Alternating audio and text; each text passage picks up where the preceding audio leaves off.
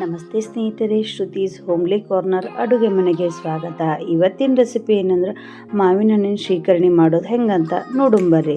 ಈ ಮಾವಿನ ಹಣ್ಣು ಶ್ರೀಕರಣಿ ಮಾಡೋಕೆ ನಾನು 3 ಮಾವಿನ ಹಣ್ಣು ತೊಗೊಂಡಿನಿ. ನಿಮ್ಮ ಮನ್ಯಾಗ ಎಷ್ಟು ಜನ ಅದನ್ನು ನೋಡ್ಕೊಂಡು ಅಷ್ಟು ಮಾವಿನ ಹಣ್ಣನ್ನು ತೊಗೊಂಡು ಅದನ್ನು ನಾವು ನೀರೊಳಗೆ ಚಂದಾಗ ತೊಳ್ಕೊಬೇಕ್ರಿ ಫಸ್ಟ್. ಆಮೇಲೆ ಮ್ಯಾಗ ಮಾವಿನದು ಹಣ್ಣಿನ ತುಂಬಿರ್ತೈತಲ್ಲ, ತುಂಬ ತೆಗೆದು ಅಲ್ಲೇ ಸ್ವಲ್ಪ ಕೇರ್ ಥರ ಇರ್ತೈತಿ, ಅದನ್ನು ಒಂದು ಸ್ವಲ್ಪ ಹಿಂಡಿ ಅದನ್ನ ತೆಗೆದು ಚಂದಾಗ 1-2 ಸಲ ತೊಳ್ಕೊಬೇಕು.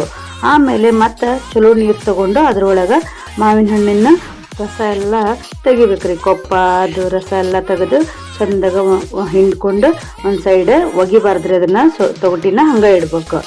ಎಲ್ಲ ಮಾವಿನ ಹಣ್ಣು ಇದೇ ರೀತಿ ಚಂದಾಗ ಒಂದ್ಸಲ ತೆಗೆದು ಆಮೇಲೆ ಕೊಪ್ಪನ್ನು ಚಂದಾಗ ಹಿಂಡ್ಕೋಬೇಕು. ಆಮೇಲೆ ಮತ್ತೇನು ಮಾಡಬೇಕು, ಮತ್ತೊಂದು ಬುಗಾನಿ ಒಳಗೆ ನೀರು ಹಾಕ್ಕೊಂಡು ನಾವೆಲ್ಲ ತೊಗಟಿ ಇರ್ತಾವಲ್ರಿ, ಕೊಪ್ಪ ತೊಗಟಿ ಅವನ್ನ ಹಾಕ್ಕೊಂಡು ಮತ್ತು ಅದರೊಳಗೆ ಇನ್ನೂ ಸ್ವಲ್ಪ ಉಳ್ಕೊಂಡಿರ್ತಿ ಚಂದಾಗ ಹಿಂಡ್ಕೋಬೇಕ್ರಿ. ಹಿಂಡ್ಕೊಂಡು ಅದು ನೀರು ಅದಕ್ಕೆ ಹಾಕಿ ಚಂದಾಗ ಅದನ್ನು ಎಲ್ಲನೂ ಮಿಕ್ಸ್ ಮಾಡಬೇಕು ಒಂದ್ಸಲ. ಆಮೇಲೆ ನಿಮಗೆ ರುಚಿಗೆ ಎಷ್ಟು ಬೆಲ್ಲ ಬೇಕಾಗುತ್ತಾ ಅಷ್ಟು ನೋಡ್ಕೊಂಡು ಹಾಕೋಬೇಕ್ರಿ. ನಾನು 3 ಮಾವಿನ ಹಣ್ಣಿಗೆ 1 ಕಪ್ ಆಗುವಷ್ಟು ಬೆಲ್ಲ ತೊಗೊಂಡಿನಿ. ಅದನ್ನ ಬೆಲ್ಲನ ಚಂದಾಗ ಒಂದ್ಸಲ ಮಿಕ್ಸ್ ಮಾಡ್ಕೋಬೇಕ್ರಿ.